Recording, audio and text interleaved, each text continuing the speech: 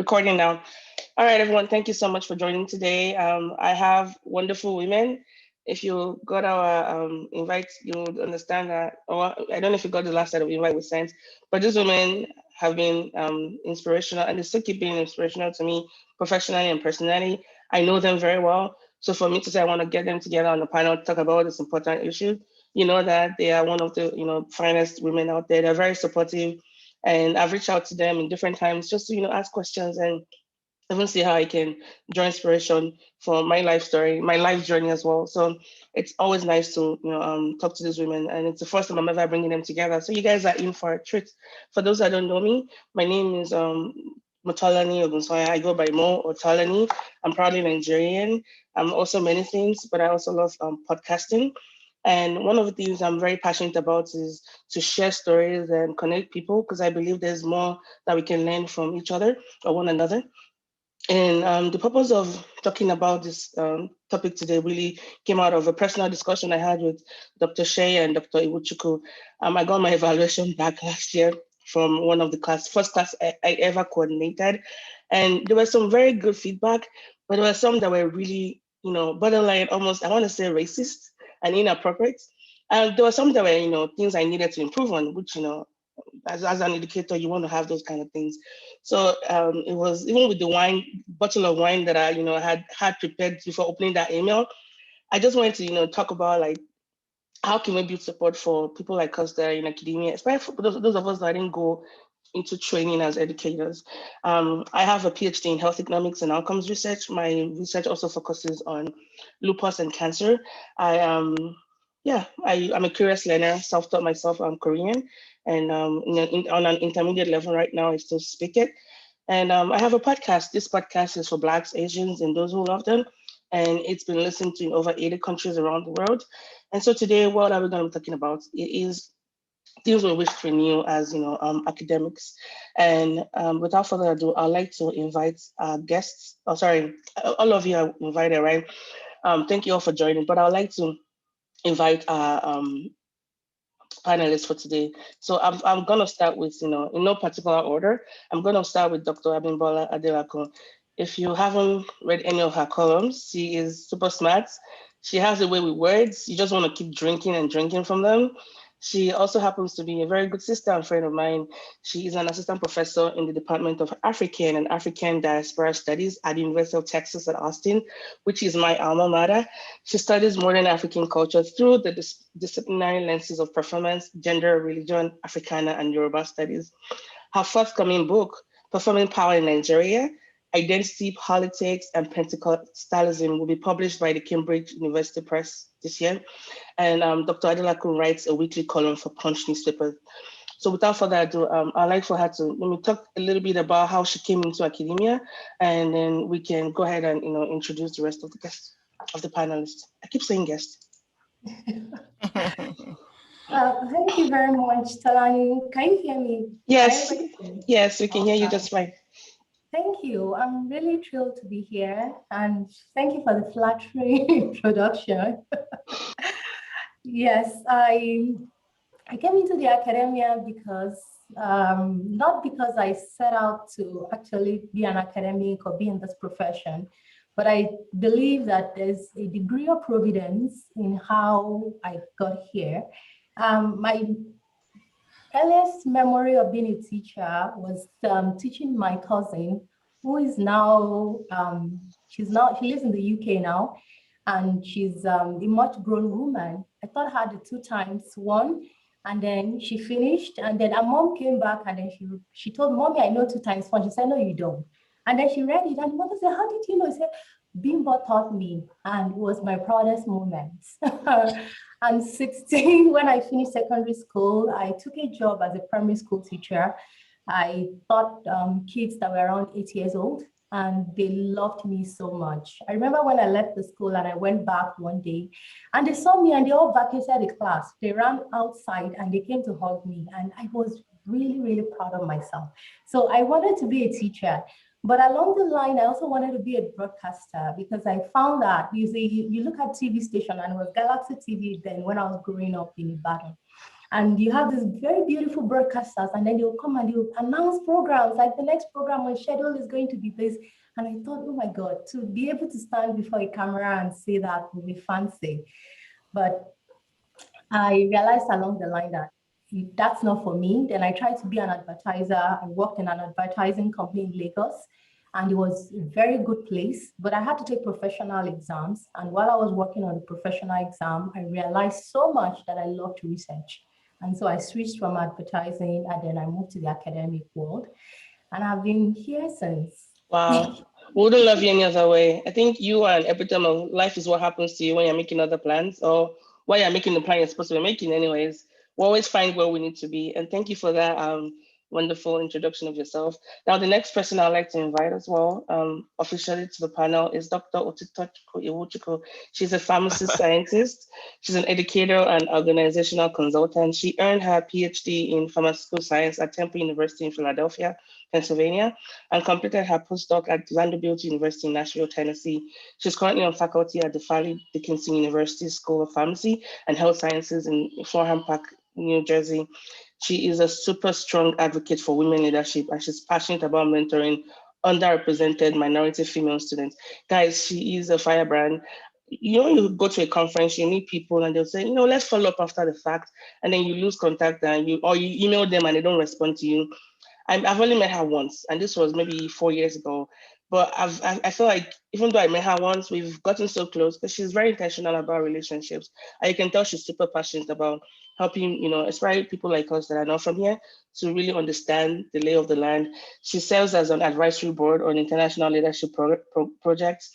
She's also a writer. She helps clients to win awards. She has a new company she just launched as an editorial consultant. She's also talented in the fact that she enjoys making multicultural foods. There's some names on ingredients that I've seen her make. I'm like, this food exists, and I'm quite curious with food, but she puts me to shame when she, shares her cooking methods and recipes. So try to follow her stuff. She's just super talented. Dr. Iwuchukwu, please welcome to the show, and please tell us briefly how you got into academia.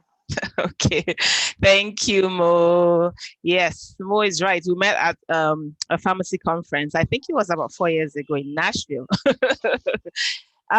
So I got into academia. I think mine was a bit of a linear path, but it wasn't linear in the sense that I'm a different sort of academic, and I'll explain what I mean by that. So I did my PhD in pharmaceutical sciences at Temple. And after that, I actually took a sabbatical. Sabbatical from graduate school. And I remember then everyone saying, oh, your career is going to be like ruined, like literally, because you're taking a year off. But I had just had my first child, and I thought to myself, if I don't take this time off to be with this child, there'll never be another time like this. So I took a year off. And in that year, then I decided, okay, what's the next thing that I want to do? And I was so interested in genetic research, pharmacogenomics, because I had started that line of research in graduate school. So then I applied to NIH-funded programs. NIH is the National Institutes of Health. NIH-funded programs in pharmacogenomics and clinical pharmacology, and I got accepted at Vanderbilt.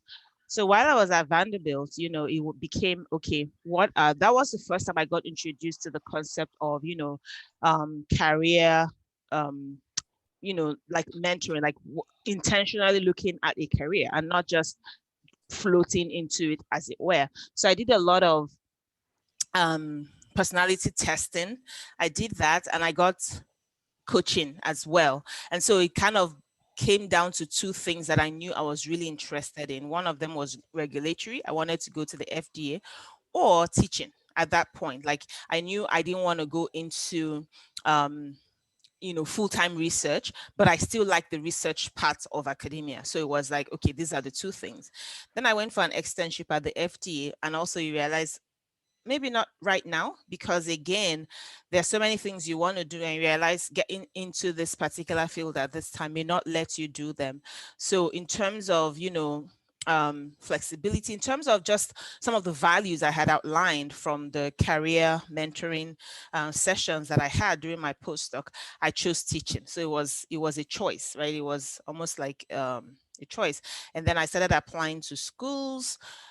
wanting to teach my areas of strength, which were pharmacogenomics and pharmacokinetics. And that's how I landed at Fairleigh Dickinson. So I went through the whole academic search interviews at, I think, maybe 6 schools.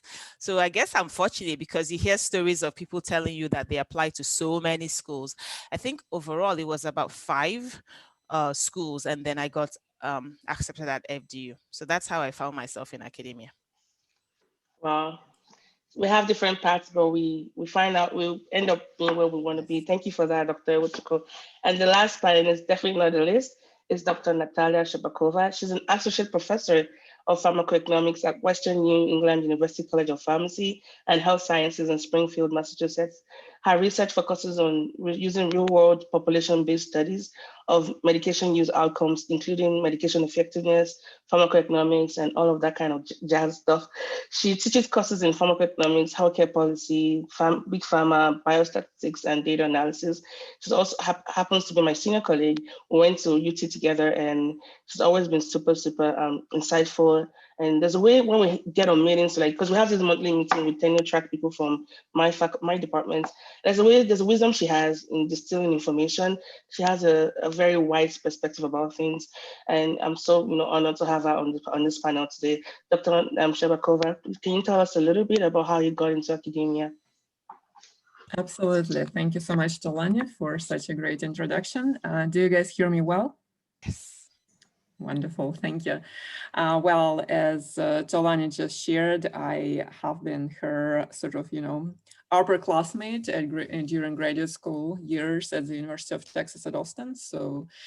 And she has been very wonderful and, fantastic office mate to be around. So for me, I think, unlike for our other panelists, the path was sort of, let me start from the very ground zero. Well, given the graduate school pathway, so clearly research has been something that attracted me, right? The research in the area of social administrative pharmacy.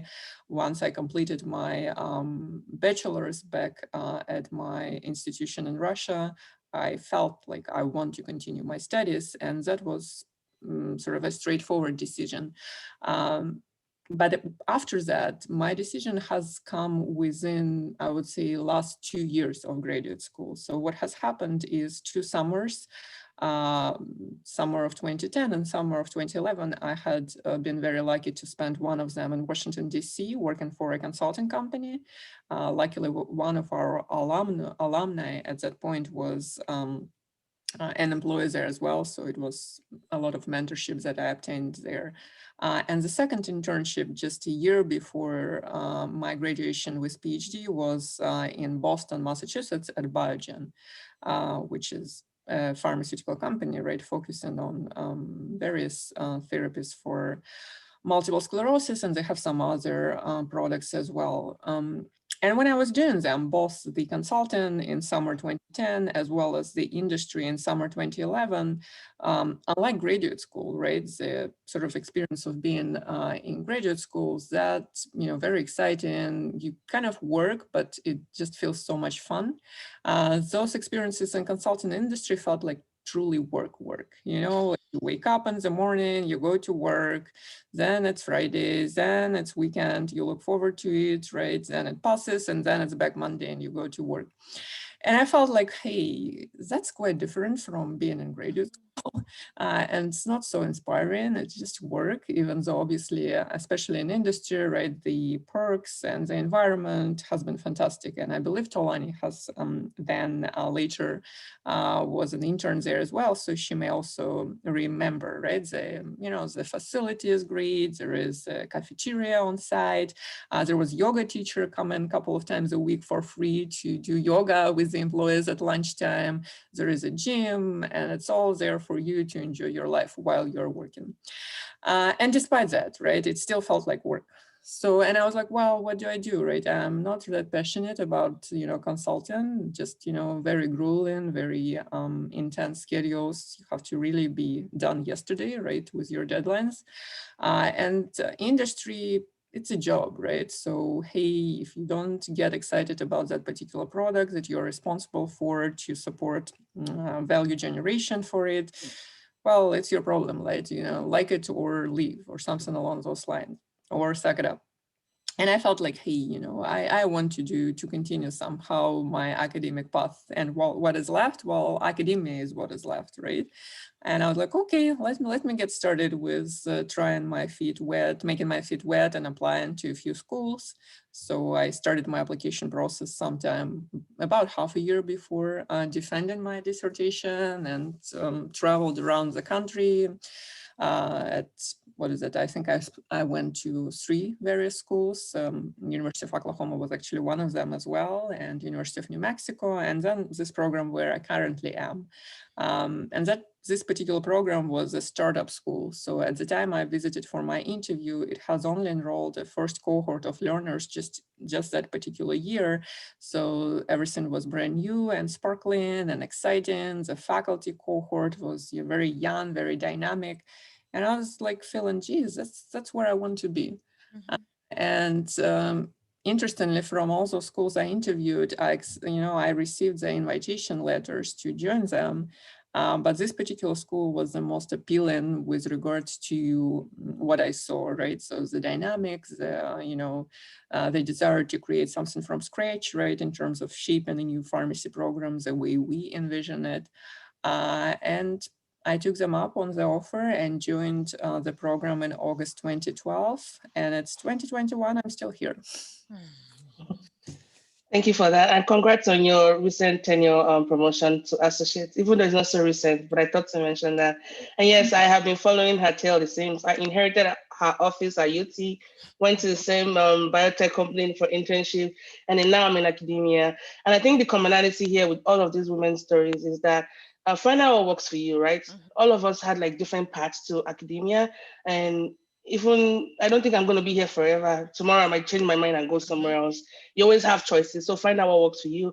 As for me, I grew up not even thinking I was going to be a teacher at all. I'd always been very fascinated with acquiring knowledge. I still do. I'm a knowledge junkie. I get high on information, and so I didn't know that teaching was going to be something for me. But I had this aunt, my mom's sister.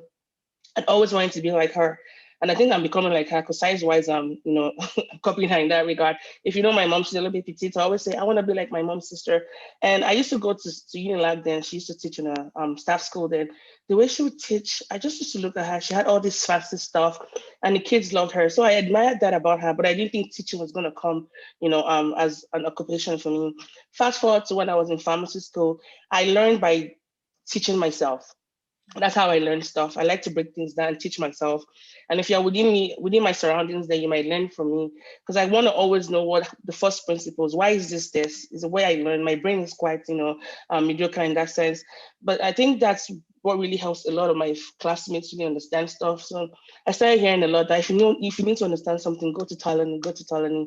And that was it. And I found myself getting invited every year to go teach the students behind me, like, the ones that came newly as one of the tutors. And you get high on that, a little bit of an ego stroke, like, oh, she's a good teacher.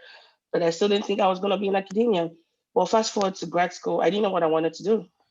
I wasn't sure what path was going to work for me because I had gone on this wonderful internship to the place that Natasha talked about. And I realized that even though I loved it, there's a brain you have to have when you work for Big Pharma. And a part of me, it wasn't going to be good for my soul, my own particular soul. There's nothing wrong with it. Some people thrive on that. But for me, I knew in the long run, it wasn't what I really wanted. And so what did I do? The confused more. For my dissertation, usually in PhD programs, you design your dissertation based on where you want to work, right?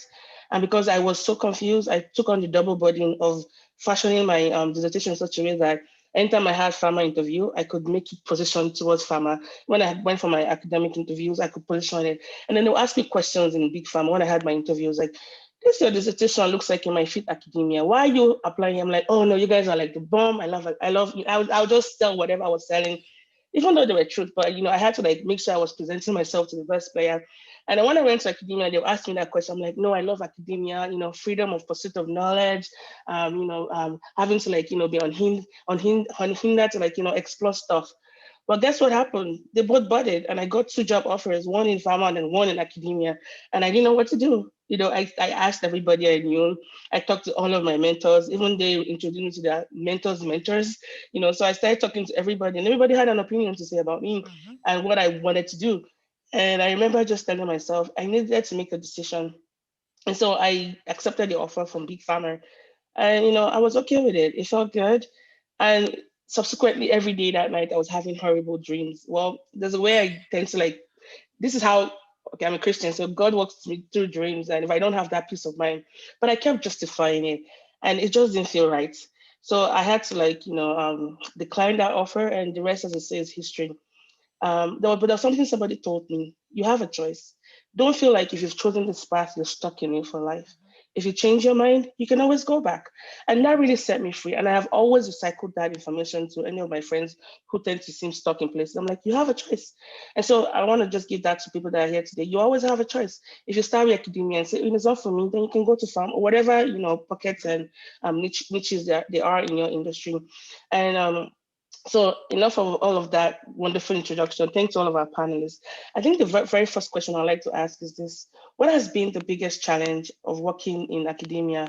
For me, I love teaching, but I hate to have, thoughts, because there's the evaluation piece, there's the putting together.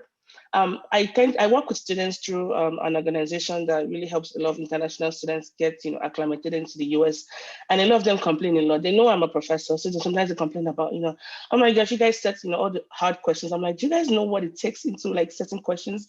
You think we try to be deceptive? We have to do that because we have those metrics. You guys have no idea.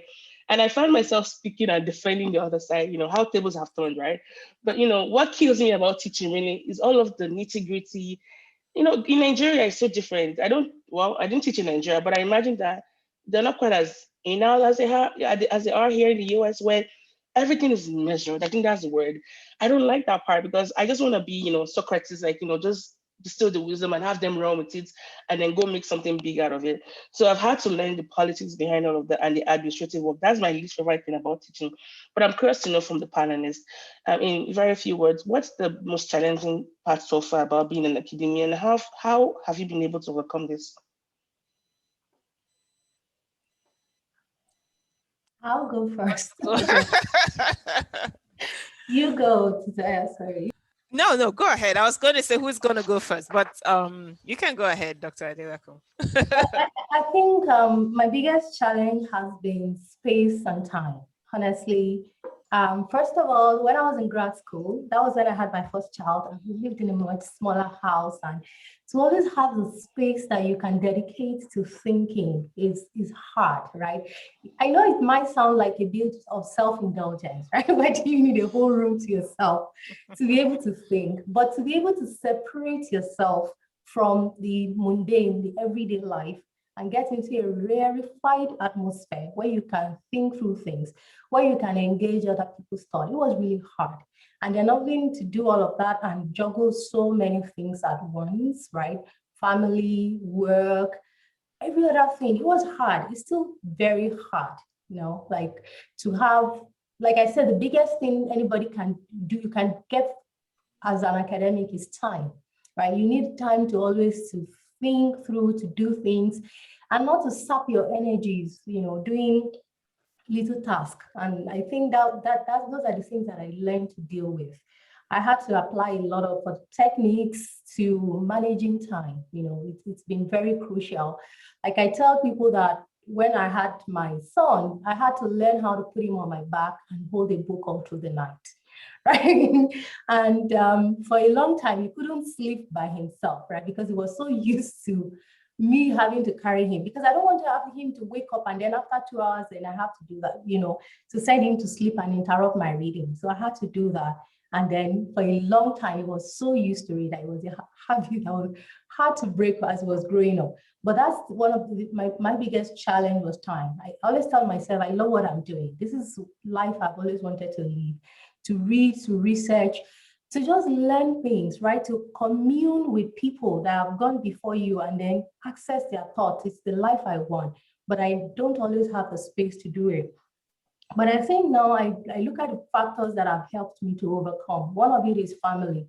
Like honestly, I have very supportive family structures that that helps me, an understanding spouse that knows that when I start screaming at my kids, like, like mommy needs her space. And when I have to do field work, I go to Nigeria, I drop my kids with my family, and I don't look back without any apologies. My daughter was 6 months old. I handed her to my aunt and say, take care of her, and I'm gone. And I do that because I have that very supportive family structure. And I think that's one of the things that have worked for me. It's probably not something that everybody can do because we all have different kind of subjective family, but in my own case, that's been a big help. Wow. If you do find the source to redeeming time, please let us know.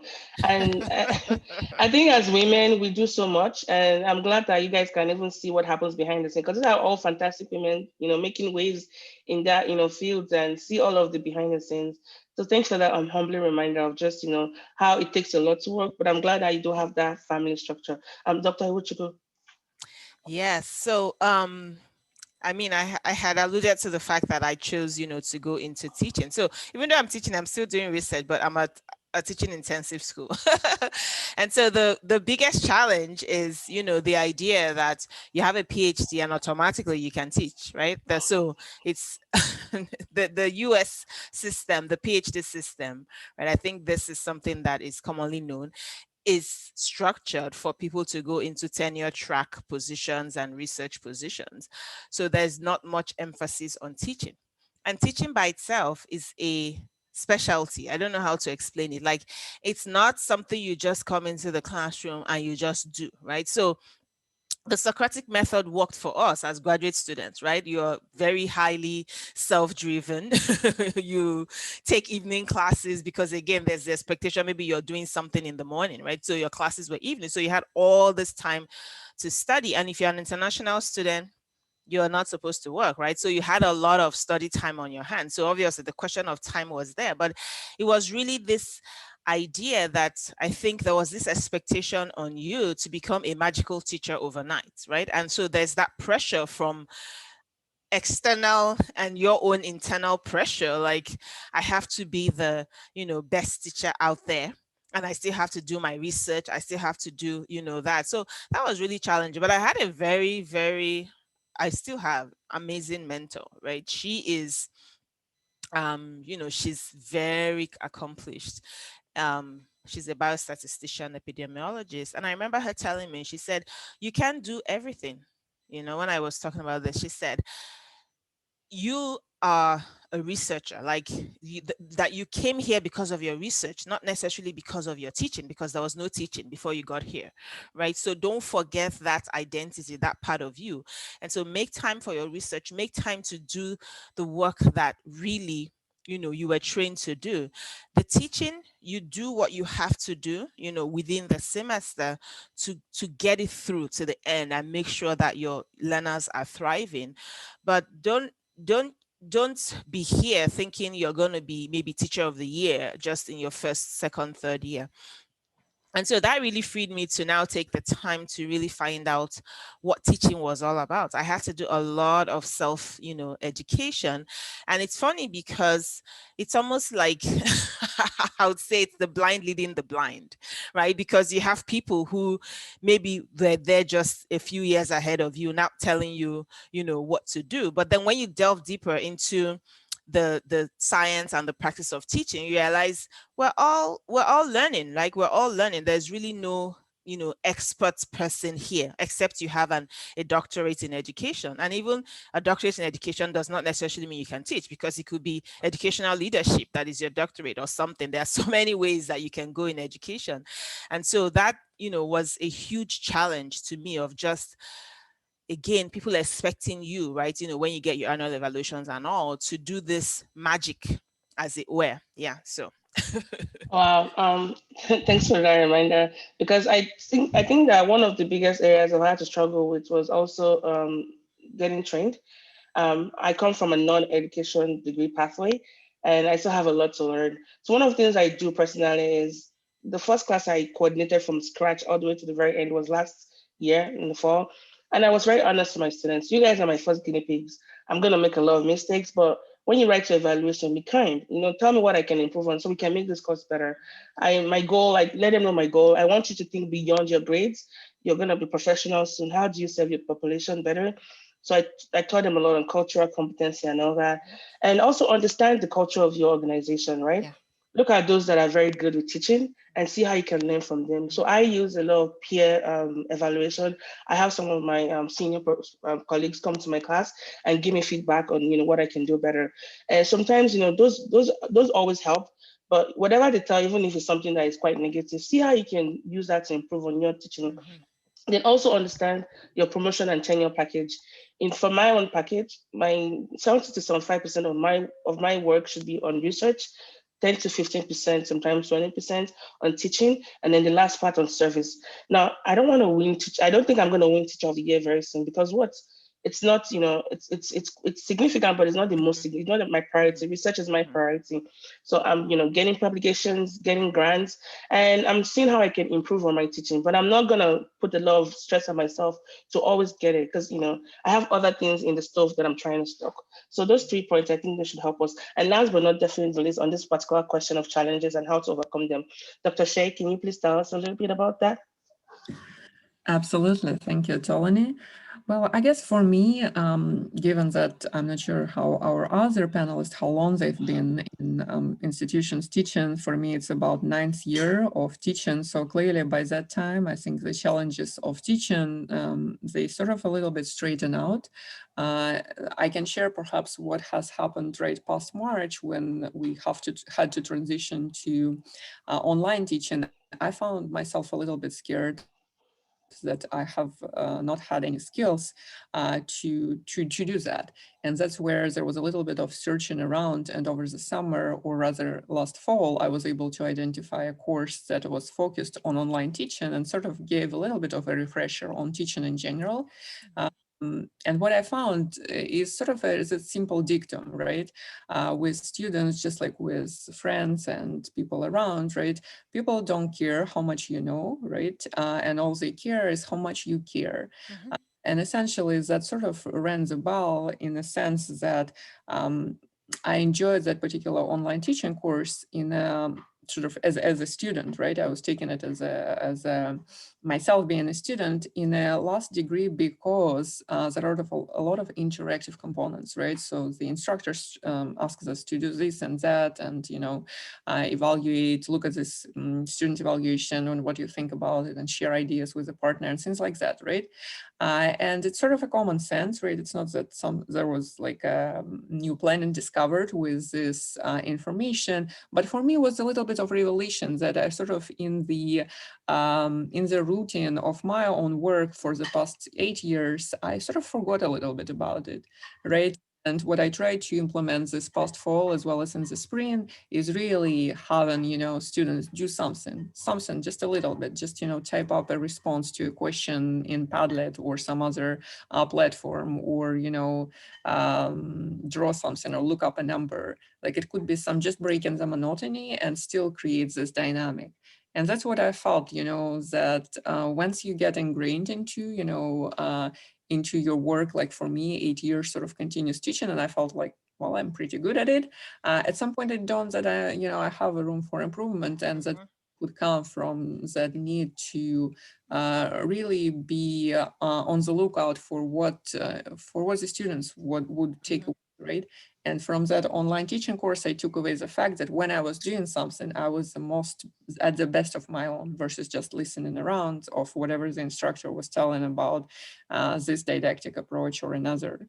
And I think sort of, for all of us, sometimes making that pause and sort of sitting back into the student's shoes can help you to gain that perspective that occasionally you may a little bit lose because you are there teaching all the time and sort of already don't feel like that there is anything there you could learn personally.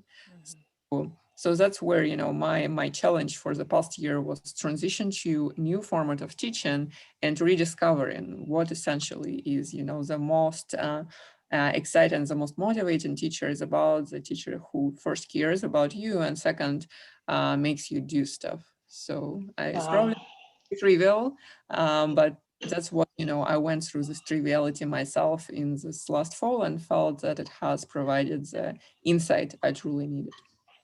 Wow, thanks for that, Dr. Shea. I think it also helps us to get into the next segue into the next question. I was super scared when COVID hit because I used to think of myself as a face-to-face person.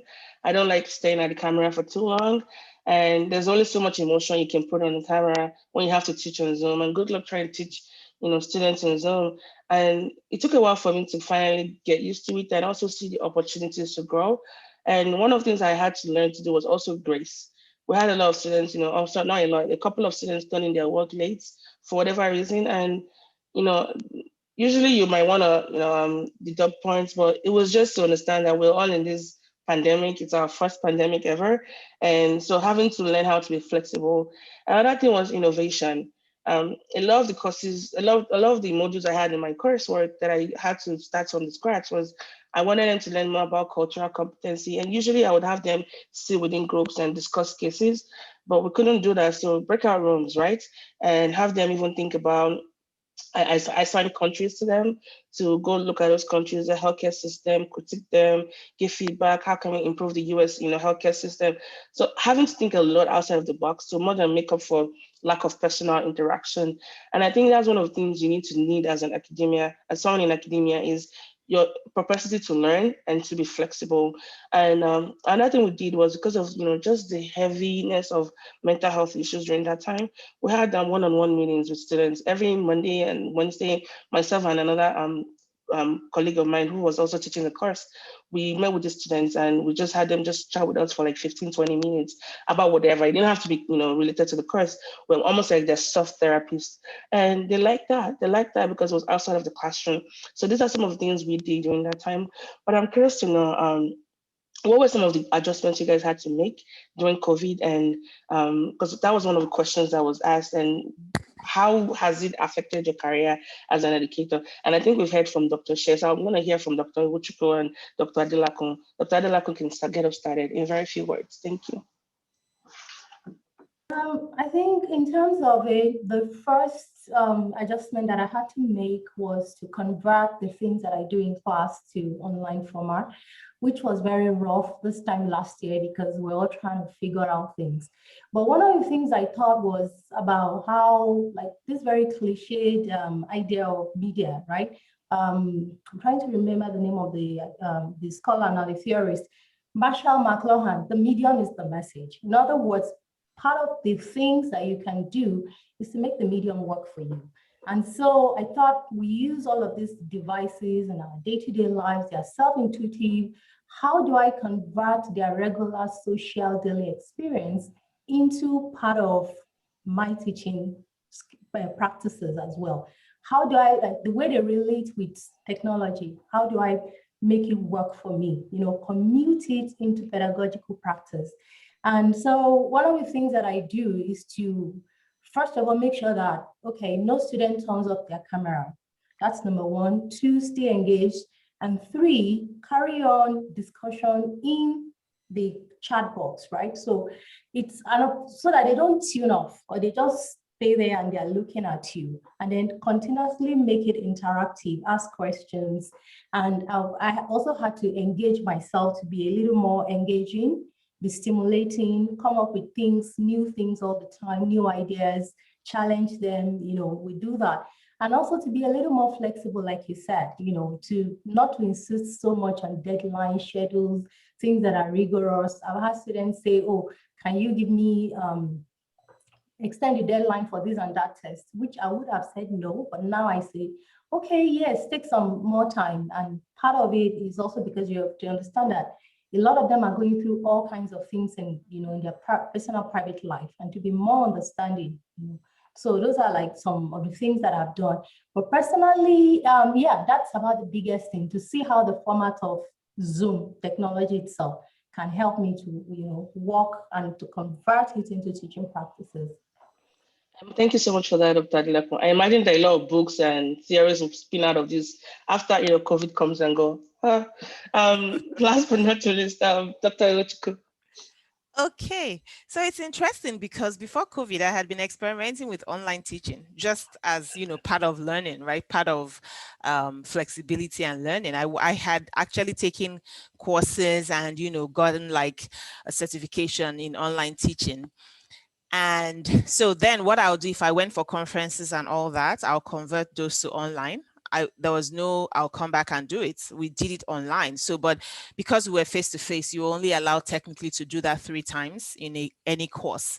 So I was kind of, COVID did not take me by surprise in that sense. I'm going to be honest. It was just able to, all the things I had learned, I was able to translate them. But the one thing that I did, and the students actually took it above to the deans, was every class, what you talked about soft therapy, I did it for every class. So it's like I don't have to take the 1 hour 40 minutes. There's nothing on earth that says I have to teach for 1 hour 40 minutes.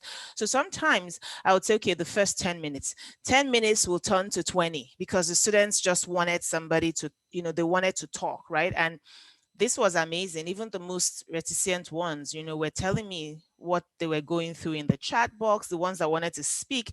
So that became like our decompression session, right? So I did it for every class, 15, 20 minutes. And I found out that they were more primed, right, to learn. And the lectures actually went on time, because if you think about it, in face to face, you're taking time to allow them to ask questions, you're answering questions. So that whole block of time, it's not really materials, right? It's engagement and interaction. So I was able to still transfer that into the Zoom classroom.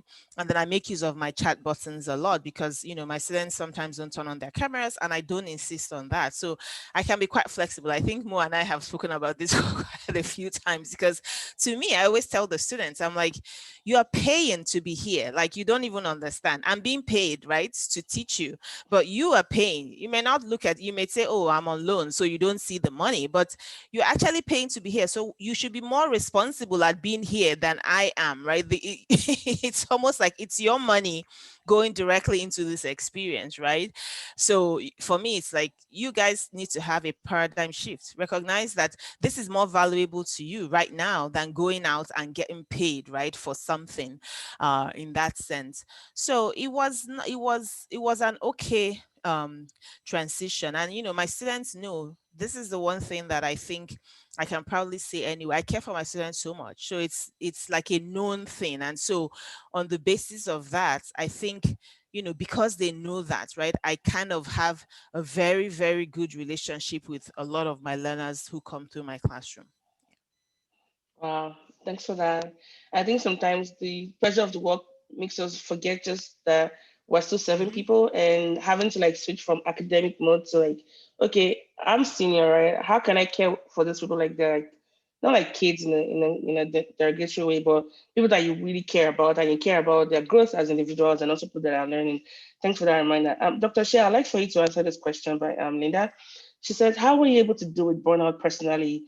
And as in Zoom and online burnout during this pandemic season. And I chose it because I know we've talked about this during our personal meetings. Yeah, absolutely. So, well, I guess our institution was a little bit different from the majority of schools in the US because we transitioned to in-person teaching in August, meaning that my instruction was in a large extent on campus. So I was showing up and had actual students in the classroom. So I felt, with that regard, I haven't felt as much burnout in relation to exhaustion from Zoom. But my daughter, she's in first grade. She has been doing her school online. And that, I think, made an impact that not only I was sort of, my work as a faculty, I also had my work as a caretaker, and that I think had some, burnout and exhaustion for sure. How I dealt with it, I honestly feel that I could have done better. So having a little bit of personal caretaking allocated into my schedule, and unfortunately, I have not done that. And then at some point during the spring semester, the breaking point came. I started to experience terrible neck ache and headaches, and that's where I was forced to, allocate time, and I'm actually now doing some physical therapy, so it actually helps. But I wish, I was a little bit more proactive and took care of that caretaking of myself to be a better caretaker of people I need to help, my daughter in particular. So with that regard, I unfortunately don't have very helpful advice beyond saying that this personal time when you have to yourself, right, is critical. And if you don't, arrange it, then at some point, right, the health issue comes up and you have to dedicate time to yourself, maybe take a spa session or get a weight trip where it's, yourself without other responsibilities. So that's where, my piece of advice for new faculty would be. But unfortunately, I'm saying something that I haven't been doing personally. I'm only intending to start doing. Oh yeah, those are good points to remember, and I think the answer you gave just shows that there's no one answer to this question. It's understanding first that people burnout is real. And I think there's a term they've actually ascribed to this fatigue we're all feeling. It's called languishing. And if it's of any consolation, we're all in this together. Maybe you might be on the tail end of it, but some people might still be in the middle, part of it. It's just giving yourself grace. The more you're giving grace to the students, also give yourself grace and take some time for yourself. I tend to do a lot of stuff because it's my personality. But then downside of that is that I get burnt out and I lose interest in everything else that I also like to do. So rest and be very intentional about it and be prideful in your rest. I'm still trying to get that message all the time. I don't, I still fight to rest and sleep and all that. But those are some of the things I'm sure my therapist would be proud of me to say to you guys here. I'm not perfect at that, but it's just one way.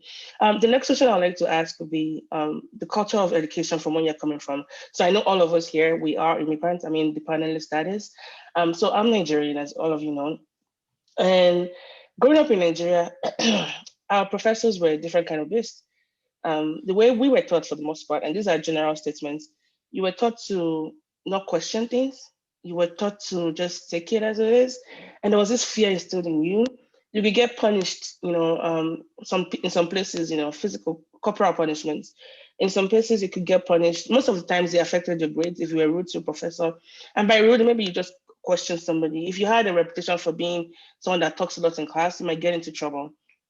And I won't lie that when I moved to the US, I took all of that with me. It took me a while to kind of shed myself of, teaching shouldn't be fear based. It should be a mutual respect for the person that is, distilling the knowledge. And when you even distill the knowledge doesn't end with you. I see the way I challenge my students is I'm not a custodian of everything you have to know about this topic. I'm giving you what I've known so far. You take it, run with it, and make it better. And that's the thing I've had to learn along my career. And I remember my first deal as a teacher was as a teaching assistant, and I was super strict in my grading. I was giving them 6 out of 10. You all here in the US, you can't just do that. And I didn't know that, because I was really, really being strict because that's how I was, taught. And of course, I had to like soften because here everybody has a 10, and then you start deducting points from you work your way backwards. Not like you start giving them 6 and then you try to like improve it. So I've had to learn not to be strict. I've had to also share a lot of my Nigerian ways to be more, and not that American system is the ultimate best, but some things here that I've learned that has really helped me. But I'm curious to know, what are some of the what's the culture of education like from where you came from, and how vastly different was it from here? And what adjustments, if any, have you guys had to make? And if you guys can just answer this quickly because we have 2 big questions I would like for us to run through. And I'll call on Dr. Adelakun first to make it go faster. Okay, I get it. So I think one of the first biggest adjustment I had to make was the amount and the depth of work that graduate school involves here. And so I did a master's in Nigeria where I took like 6 courses per semester. And so when I got here and then they said 3 classes, I was like, that's a walkover. So I told my professor, like, can I just take 4 so that I can finish my program? I said, no, I'll not let you do that to yourself. But why? And then we started, then I looked at the list of books and I'm like, how many years are we going to spend reading this? Then I found that you had to read a whole book, like a book like this, for one class every week. And I was taking 3 classes. That means you had to read that many books. You had to do assignment. It was really, really intense. My first year, I had this very hard transition, from a system that allowed me to do less work and to this one that was so demanding, so sapping. And then another thing was also the format of the graduate class. Nobody was teaching. You were supposed to discuss, you were supposed to talk. And it took a lot of confidence for me to be able to raise my voice and to even find that when people talk here, they're not just talking about random things, right? They're putting it in context, they're applying theories, and all of those things felt very strange to me at first. It took some learning, a lot of learning, to adjust to all of that. And also learn that like especially theories, right? That's another thing that I had to eventually adjust to. Like, it's not like we don't do theory in Nigeria, but it's much more different here. Like, they put that much focus on theoretical concepts and frameworks and things that I had no clue about. So my first year, I was lost. I was constantly worried. But it's also a system that can also be very supportive. Or I was in a program where you had a lot of support, where they understand that sometimes when you're an international student, you have to make certain kinds of transitions. So I got some kind of support that helped me to stabilize all of that. But yeah, those are like the biggest adjustments that I had to make. Thank you for that, Dr. Delapo. Yes, those are really important ones to remember. Dr. Shay? Well, it's interesting. I guess, I was trying while other panelists were speaking to recall if I can come up with any differences. And I would say, on a higher education level, the approach tends to be rather similar, right? So you have large lecture halls where, oftentimes there may not be a lot of Q&A. If you have a few hundred people in a room, it's a lecturer there speaking. And then you have seminar type setup where students and instructor interact. So that's where I really cannot, come up with something that truly was substantially different. And I had to, change my approach or expectations. Maybe a little bit that, something that you mentioned earlier, right? It's a little less formal with regards to students be, dressed very informally occasionally, right? In a classroom, you wouldn't necessarily see it in the context of Russian university, right? Having a student show up in a pajama with, hair is undone. That was a little bit surprising, I guess, and unusual, but since we're, I'm teaching in a professional program, it doesn't happen that frequently, very occasionally. So, and maybe like a student sitting in a cap, that's again sort of unusual from my experience in education back at home. But other than that, the system itself, I feel it's mimics. It's very similar, and expectations from students pretty much mimic what I'm used to. So I wouldn't say that there was much change beyond those minutiae, right? Sort of descriptive clothing and such, where you would be, it's very informal and the instructor could be very informal as well. Like, I tend to be called by my colleagues as too formal with my dress. And it's so odd because, I'm kind of moderately formal back at home. So. Yeah, those are huge adjustments. Like campus during the summer is like everybody just converts their wears to like bomb shorts and you're like, what? But welcome to the US of A. We have a couple more questions, and I didn't put an end time to this, but if I would just ask my panelists if we can stay for about 10 to 15 more minutes. If all of you have to leave the audience, please go ahead and feel free. We're gonna record this so you can catch up on that. But I think we need to answer these questions because they're really, really good. The one I would call on Dr. Uchuku to help us answer is by Emusha. And she said, I have experience as a student tutor and a student technician. And I was so bored at the routine of working as a student technician, and I focused more on tutoring because I discovered that I enjoyed it a lot. Is that enough reason to go straight into academia and not explore more industrial opportunities? Okay, I'm going to answer that based on what Mo had been saying, right? You have a choice. You can start with academia and then over time you can switch, right? So I think your question is really, the kinds of questions that we see all the time where people think that they have to do one thing. I would go with the enjoyment or the passion factor, right? Because that's always so critical when we're talking about burnout.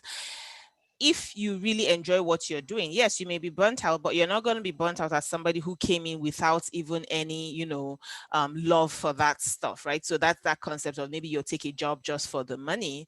Over time you tend to it becomes like blah, no matter how much they're paying you, right? But if you're doing it because you really like it, right, there's a bit more meaning to it. So I would say go with the enjoyment factor, and then if you find out that you don't like it, you have the option of switching, right, to go into the industrial roles, as long as you're trained in both.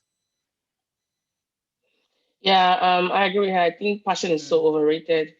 I'm passionate about something. I used to be passionate about a particular movie. I don't like Mhm. it anymore. And there's only academia will kill that passion in you. What's gonna be left is, do you really want to be here? Because trust me, the passion is the first thing that'll go when you enter that building and start working. It's the way they just take it out of you. But while you're doing Yeah. this, keep reminding yourself that. And it's good to want to teach people. But remember that people are working in industry, but they can Mhm. also teach. I have friends who do what they call adjunct faculty. They work for consulting companies and they take out time to go teach people. So teaching doesn't always have to be formalized through like a university Mhm. pathway. You can also teach by maybe rolling out YouTube videos on a particular topic. So when we talk about teaching, even though we are academic people, it doesn't always have to be above and beyond that organization. Okay. So but please don't use passion to like run everything. There's only so much passion can help you with in life. It's good to have passion. I'm not saying don't have that passion, but try not to make a lot of decisions based on passion, especially if what you're going to end up doing, they don't like that passion in you. Now, I'm going to call on Dr. Adela Kun to answer this question. And I think it's super important. My husband works as a medic, he's a medical doctor.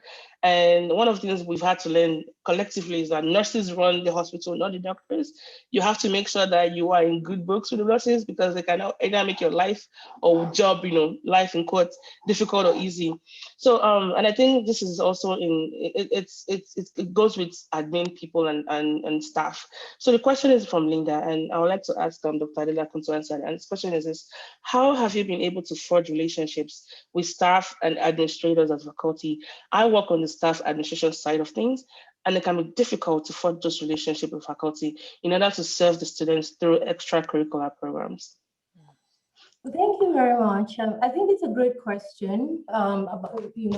First, because a lot of these things depend on the politics of the universities. Yep.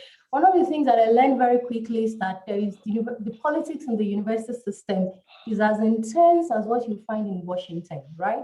Yeah. It might be an academic space, but the competition for resources is Mhm. so high that you Yeah. have all of these ways of these hierarchies playing into. So sometimes what you see between administration and faculty is basically a PhD versus non-PhD and everybody trying to maintain their lane. And because also the way resources are distributed, people sometimes feel resentment about some things. And it's very important to, at the end of the day, to focus on the goal. What are we trying to achieve here? Mhm. And to think of the university system as this architecture of this structure that all of us are working together towards a certain definitive goal.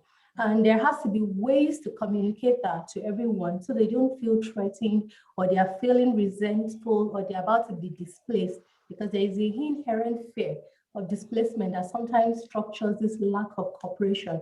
So a lot of how to work together will depend on how the administration manages the relationship between faculty and staff. I've had people say things like some faculty members don't even greet, like they are so full of themselves because they look down on staff and things. I find that very ridiculous, right? But you know that in that kind of place, there are also other kinds of underlying tensions that people are not speaking about and which are playing out in the structures of relationship. So it depends on, a lot depends on how you communicate your goals, your roles, and what you intend to achieve, and see how you can work together. I don't see the use of faculty members competing against faculty over student welfare when you can delineate your role and both of you can work together successfully. I agree. And that's one of the things I'm going to add to that, of just seeing the value of everyone, right? Seeing each person as, a human being, a person of value who is contributing in some way to student success. I think that, and I've heard that too. Thankfully, I don't have that as my institution, but I've heard that too, where, I mean, at my school, I cannot speak for the whole institution, where people say, they don't, faculty members don't even count the staff as, part of, part of the employees in the institution, right? It's almost like you think everything is all about faculty. And I said, that is a ridiculous position to take, because, half of, like, I don't even know what happens to these students, right? In many cases, after they leave my classroom. Meanwhile, there's a whole student experience that goes into a person's higher education. And so I make it a point of duty to actually reach out, across the lane. You do that. So even if you're staff, you can reach out to faculty as well. You can see somebody who maybe is approachable, who you think could work with you, and then approach them with ideas, right? Say, okay, what do you think about this? What do you think about that? And if they say, okay, I don't have enough time, then you can say, is there somebody you think, this may appeal to? Because for someone like me, that I said I have very good relationship with the students, I'll probably be open to doing a lot of co-curricular activities, because it's one of my values, right? Of just, respect for the students. And so for a person like me, it may be easy to work with me. But then Dr. Adela could make that critical point of, it's sometimes political and it's based on the institution. So overall, you have to know how to navigate the politics of your own particular institution. Yes, sorry, and not even sorry. There's a lot of politics in academia. We all look, professional and all that, but there's so much that goes on. And if you're very gentle and tender as far as sensitivities are concerned, you have to learn, the rule of the game. And yes, I agree with, both Dr. Iwochukwu and Dr. Adelakun. Treat everybody nicely, especially the staff. They've been there longer than you have been. They know everybody. And, they just everybody wants to just, earn some money and then go home. So be nice to them, treat them very well, give them, if anything, more the respect you give your other colleagues, because they run that place and they can ruin your life. And it's just always nice to treat the waiter and the cook and everybody that you encounter in a restaurant with equal respect and grace. Now we are going to go into what I call the firing round questions. These are questions that came from the so I'm going to ask one question and I'll have just one panelist, answer it. Okay. And but this particular one, I think if the other two panelists can like jump in, because I think it's super important. What are some great interview tips you can give to those that are entering into academia right now? And I know a couple of people that joined on personally. I know they are job hunting right now. What are some of the tips you can give them to nail that their next job when it comes to academic, interviews? Dr. Iwochukwu, you want to start first? And then Yeah. So I mean, go through the faculty profile. That's what I would, kind of say. You kind of go through everyone at the institution that you are going to, so that when you get there, it becomes more of a conversation, right? Yes, you will give your teaching talk, you will meet with people, but there's always something, and it comes again to this value, right? Seeing value in people, of you talking to people like, I know you, I know your research, I've looked you up, so to speak. Like, I can talk with you about certain things, and then do your best, in terms of giving the talk. And at some point, recognize that it's a two-way street, right? You're not necessarily going, an interview. You're also looking to see, is this place a good place for me, right? And you should be able to know the kinds of questions that you can ask in order to get a sense of that, because we've talked about politics. It's on the line. You can hear us saying that these are probably things we've had to navigate at our own institutions, and you didn't see that, right, on paper or anywhere when you were coming. So it would be nice to kind of ask questions about what type of place this place is. And this is where I would also come from the perspective of a person of color, right? Is this a place that would be affirming for you? Very critical, because those are the kind, you need an environment where you can grow as a scholar, as a person. Yeah, you don't want to be striving against the current. So like we say, you have to keep your eyes open and ensure that you're asking questions as well, and not just answering their own questions, because for them to have called you, it means they saw something in you. And so recognize that you can also determine if this school will be a good fit for you. I agree. As someone that has been on both ends of that, spectrum, as someone in currently in admissions and interview panels for like new intakes, and someone that has been on the other end as an interviewee, those questions you ask can either make or mar you. And I felt like sometimes you don't do that due diligence to find out who, because I always send you a name of those that will be on your panel. And you have no excuse right now. A quick Yep. Google search will give you information. Go stalk them on LinkedIn. Yeah, they might get a notification that somebody stalked them on LinkedIn, but that's you doing your, due diligence. Mm-hmm. And so, and prepare yourself. Rehearse and rehearse. In my program at UC, we always had like what we call, I don't know what we called it, but we'll gather our friends, our colleagues together, and then present our job talk, and then we'll have them give us feedback. So that's something you can also use people for. Use your friends to help you get to where you need to be. And and rest very well, people you encounter during, because, and don't let your guard down. If you're going to be invited to that program for like a job talk, everybody, you be on interview mode, even when you go to out to eat. That's also very important. No one order like steak and lobster, even though they say they're paying for it. Don't drink alcohol or anything like. Even if they are drinking, just out personally, I'll opt for water. Especially if your alcohol tolerance is not very great, and just do things in moderation. Let your personality shine, because you only have that one chance to make a first impression. And I don't care how much a place is going to be paying you. If they're not going to be supportive of who you are as a person, Mm-hmm. don't go there. Don't go And there. it's more important for people like us that are not from here. And I speak that as a female, as an immigrant, and as a minority here. I hate to use that word, but it's just the truth. There's a trauma, and I think Dr. Wuchi kind of have had this personal conversation. There's a trauma that comes in with going to a place where people don't like you. There's trauma of racism that can impact your productivity as a person. We had people drop out of grad school because they didn't thrive there. So don't be too desperate. A place should want you. You should also feel like you want to add to a place. So when you're also asking those questions, ask them, how can you guys support me?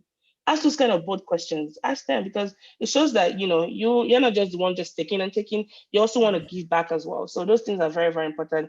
This next question is from Dr. Mark, and I want Dr. Shea to answer this. And she says, what are some of the tips to spend? How can you spend less time teaching? Please, I need to take notes for this one, because I I need the answer to that. Dr. Shea, do you want to help us with that? This is from Tatiana. Hi, Tatiana, by the way. What is the question again? Oh, how So, can you spend less time teaching? how you can spend less time teaching? No, that's a great question. Well, I guess, is it in the context of if you cannot influence number of courses you teach, right? And you're stuck with, say 2 courses, and you cannot bring it down to 1, then I guess it's a little tricky conversation to have. But in general, I feel it's clearly much more easier to teach a course that you have something already and running it for a second or third time. And probably there is no magic bullet for teaching for the first time. There will be innumerable hours that you will invest to setting it up and getting to develop assessments and instructions and all those little things that consume a lot of time. So there is really no way out. But perhaps what I have found in my course, for example, which is pharmacoeconomics, I teach every spring semester, is to have students interact, that interactive component. I used to teach article critique, right, pharmacoeconomic article critique on my own, right, and engage students sort of personally, ask them questions here and there. But this time I switched, so I let the student read the article and run the critique, and then maybe in the evaluator and providing the feedback instead. So that freed up quite a bit of my time in terms of not getting the need to prepare for that lecture. Students do the work, and I just maybe came through the article and then get my stuff together, and that's it. So, and the students are excited because, hey, they are responsible for presented to their peers. So those type of things are possible. But I guess probably the question is on a bigger scale for a new course. Are there any tricks? I feel like there are none. So you really, first time around, that's the most time consuming period for teaching any course, and there will be a lot of time invested. As they say, average hour of teaching requires 3 hours of preparation. For the first time, it's probably more like 5 to 6 Yeah. hours. Yeah, No, I we don't know are the answer to that question as well, but maybe just engage the students more, have them like do like reflection papers. I don't know. We have 3 questions left, but instead of having us, answer this, by talking, I put the two questions in the chat box. When you guys can get to it, please respond to that. But the final question I'd like for us to like talk about on camera will be this. And this is like the biggest one that we actually started. This was what actually formed the inspiration behind putting this panel together. What are some of the things you wished you knew earlier in the areas of either managing students' relationship, working in the educational system, getting support, for higher education or any other aspects? What did you wish you knew before now? Dr. Dela, could you want to get us started? Oh yeah, so in terms of managing student relationships, I learned a lesson that the fact that you're a professor doesn't mean that you're a boss, right? And so my first time, because Except in my Nigeria. program, right, my program will take you through this one semester of pedagogy. So they teach you how to teach, and then you practice in front of your classmate. And the following year, then they made me a course instructor, and I was supposed to teach 350 students. And it was a very rough experience because you had to deal with so many things. And the dynamics was so much, right? First of all, you have students asking you for certain favors that I wasn't used to. And they'll ask you like, I wasn't feeling well, I missed this assignment, can I redo it? And my answer is always, no, you can't. Sorry, deadline passed. Then I realized I'm dealing with a different system that allows you that you can go back and say, okay, yes, you can give consideration. Now you have to learn how to manage all of that. Like you can't just rebuff student, right? And then of course I had graders. I had like 5, 6 people that grade classes, but you also had to grade. And then I realized that you have to help students to succeed. So if they're not writing very well, because the course was about writing, then you have to teach them how to write. You have to refer them to the writing center. You have to take care of all of those details. They were strange to me at first because I thought that you should learn how to do things. You should figure it out, right? Like the way we were asked to do things when I was growing up. But I found that they have different kind of resources. They have different kind of standards here that, and then I had to make that mental transition from telling them you have to learn how to do this to helping them access the resources through which they can do it better. And I wish I knew about all of that because my first course evaluation, the students were like, she's just a shitty person. Because I didn't know all of that. I didn't know that, the kind of courtesies, right? They have these etiquettes that things were premised on. Like there's a way you review student essay, there's a way you give feedback. I just thought you just tell people like, no, it was caught, but I had to learn how to do all of those things carefully. And now I feel I'm in a much better space now. Like course evaluations, when I tell students, like at the end of the semester, I say, you're about to write evaluation of me this semester. And these are the things that we've done. These are the things that you should have learned. And if you think that there is anything that I'm deficient at, or this did not work out very well for you, I need you to give me the critical comment and feedback that will help me to improve this class. And so they write much different kind of commentary now, because now I realize how to manage the structures, the hierarchy of teacher-student. Before it was me here, student here, right? Like the way I was raised, but now I realize how to subvert those kind of dynamics and relate with students as scholars and training themselves. They are being trained, they are going through this process, and you have to shepherd them through that process. You're not the stage on the stage. You are a partner, a co-worker, and that took a lot of adjustment. But now that I know better, I think I'm a much better teacher now. Wow, I love that your perspective of the relationship, just making them very horizontal or almost like similar planes, and see them as scholars in training. And to add to that point is be fair. Don't use one rule for one student because you like them, and another rule for another student. Now, there's some students that will really get on your nerves. You really don't want to give them that extra credit or anything like that, but apply similar rules across board. And I'll let you know this as if you're currently a student, be respectful to your professors because they might even though there's fairness, there's also grace. There's added layer of grace you might want to give some students versus some other students.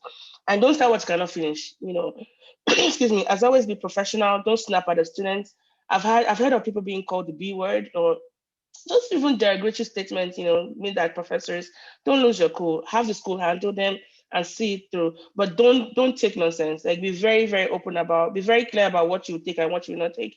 But there's always that thin line on snapping between snapping at your students and then also be professional. But I pray that God will help you. Dr. Shay, do you want to add to that? What did you wish you knew before now, and what have you, improved on since then?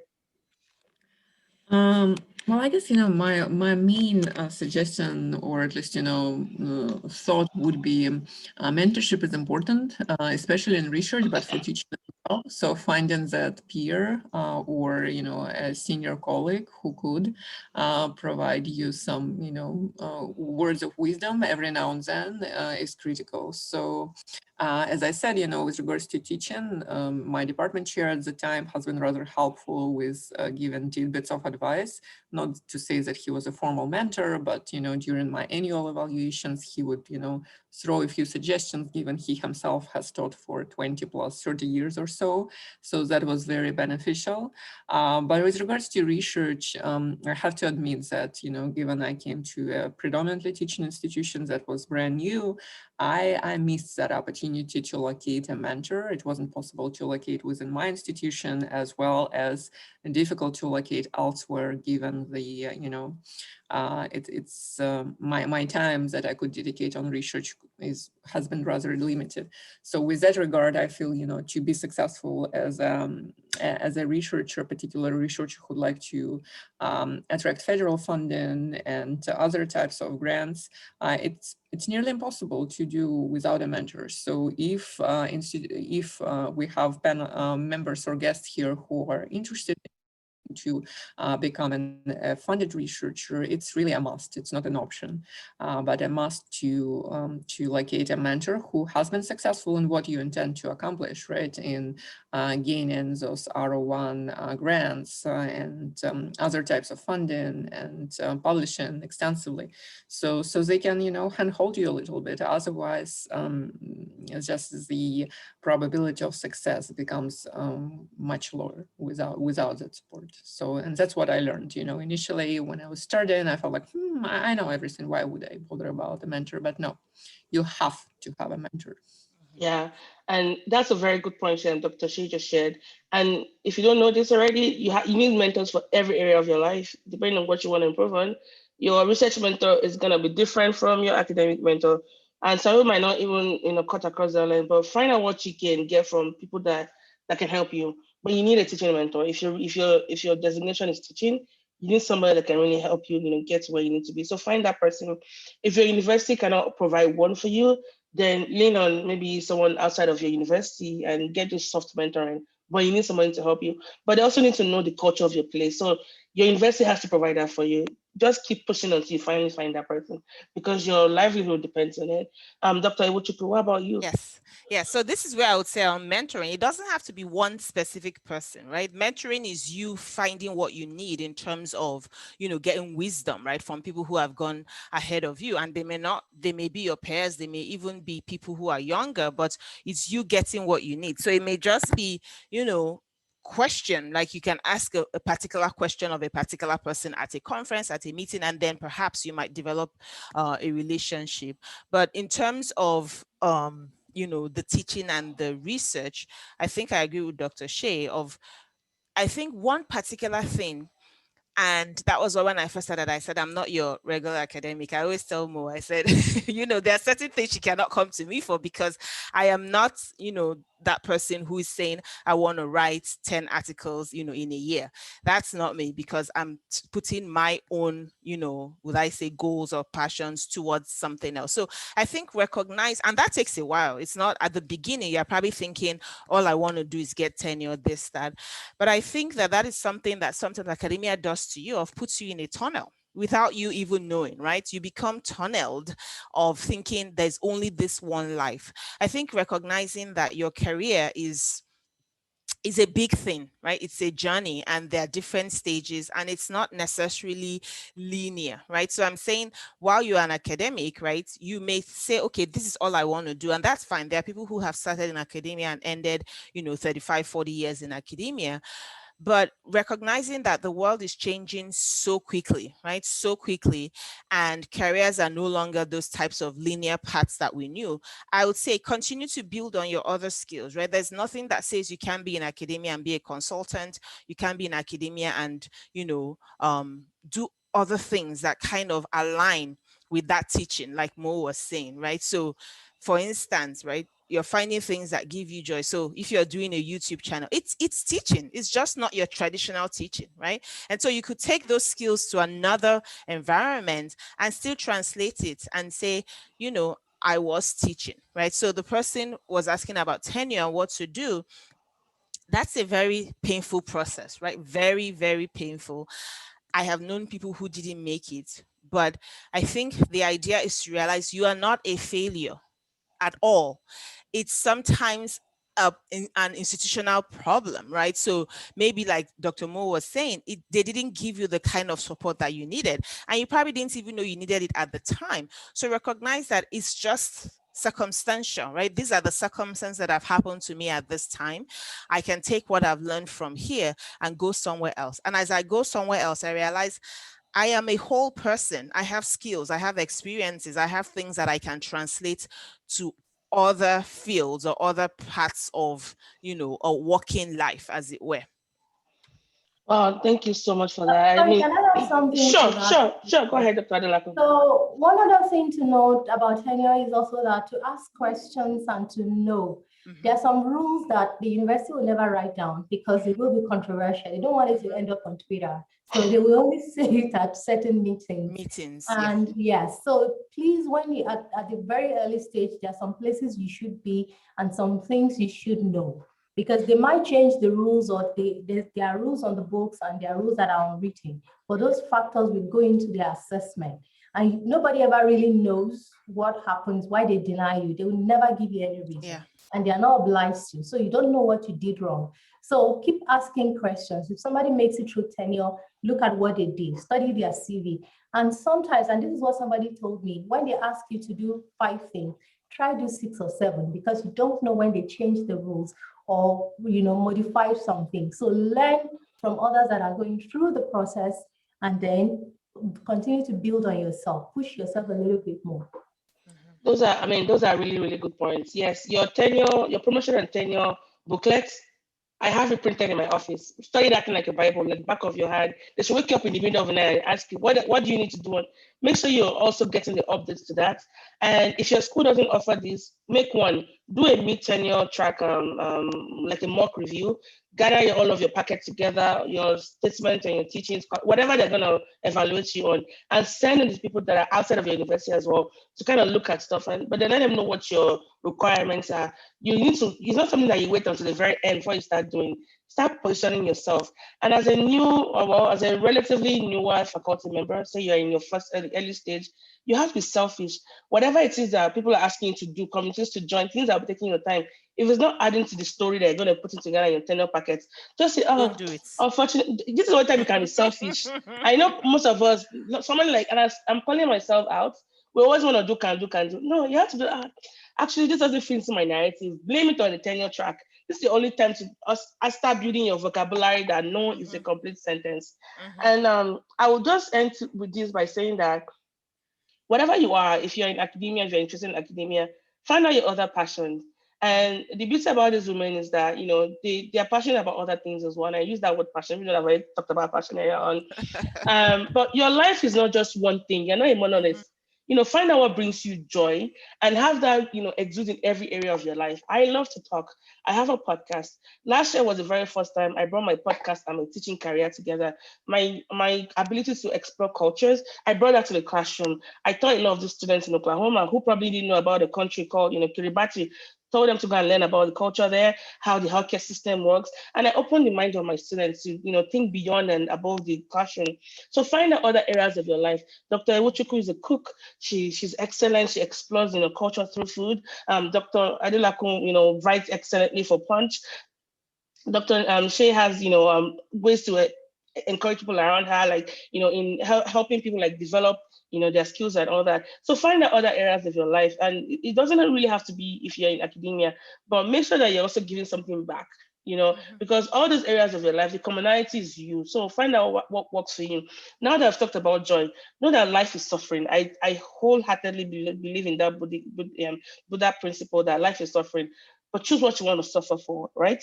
If you're in a place where it's just not working for you, you're depressed all the time, you're capable of doing things, but your efficacy has dropped, please leave. Life is more than this. Go find somewhere else. You may have to take a pay cut, but I would take a place where I can thrive. So I think someone had asked that question, like, what's making me stay where I'm staying? My job is not perfect, I'll tell you. Dr. Iwochukwu knows this. I have complained about so many things at my job, but why am I still there? It gives me the freedom to do what I want. And I know that I cannot get 100% satisfaction in my job, because even though I'm spending 80% of my life there, my joy comes from somewhere else. Yeah. And some days I cry, some days I just want to, just throw things at people. But guess what? I come home and I, take it out on my husband, poor guy. So if your job is super toxic, there are no good days. There are always bad days. Nobody there is encouraging you. Maybe they're even, saying some things that are derogatory to you. Please leave. Find somewhere else and keep developing yourself, because exposing yourself to that constant torture, so a part of you dies. But remember that there's no perfect workspace. There's always going to be something, maybe politics, but I always go back to what joy are you getting from there? Is there more joy than sadness? And yeah, this has been really wonderful talking to these amazing women. And I wish we had more time, but our time is fast spent. I just want to say thank you. If you love something Thank like you. this, if you love everything we've done, this is a More Sibyl podcast. We try to bring people together to talk about issues. Check out the website www.mosibo.com to find out other contents like this. They might be different, but it's just stories of people just trying to share stories across the world. And I just want to say, Dr. Ochiku, Dr. Ayolaku, Dr. Shay, it was really, really nice talking to you. And thanks to all of our guests for being here, for the questions. Linda, Tatiana, Elochuku, Imushe, all the amazing questions you guys asked. It was very, very insightful. I just want to say thank you all across the board. Thank you so much. And I'm going to add, we're talking about community, right? So, as if you're here, connect with us, right? Connect with us outside of here. Like, you got our emails, you can ask more, about our contacts, and let's keep in touch, because it's the supportive communities that actually, contribute to our thriving as well. So, Yes, Yes, and thank is you that okay for very me to much. push? Sorry, before you stop, sorry, doctor. Can I put your email addresses here, guys, in case anybody wants to reach out to you guys? yeah. Okay, Absolutely. all right. Yes. Sorry. Go ahead, then, Dr. Adelaku. Yeah, so I want to thank everybody for showing up, for being great audience, and I'm really glad to do this. And please, like Dr. Wuchuku said, if you want to contact us, you want to do anything, you want to speak to us, we are very willing to engage you. Okay. We understand as academics that it's important to network, to make contact with people that you want to learn something from, or you want somebody to do something for you. So please get in touch with us. We are pretty accessible. Yes, don't do life alone, please. Don't do life alone. This is why this podcast is here. Sorry, go ahead. Who wants to say something next? Oh, I think Thank that's you, it, right? Colin. It was a pleasure. It was a pleasure to participate, and Yeah. definitely, guests, please feel free to reach out via email. Yeah. Okay. I'm putting their email. So I got Dr. Adelaku's email wrong, but I'm putting her email there, and I'm I'll putting put mine as well, my school okay. address. Yeah. Yes, and these are things you can actually Google and find their names. And this is Dr. Shay's. And mine is just use my whatever. You can always find me. I live on Facebook and Instagram. All right, guys. Thank you all so much. Please stay Bye. safe. I appreciate all of you. Thank you so much, and catch you guys next time. Bye bye. Bye.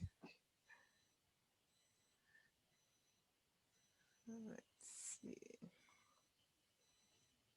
Stop recording.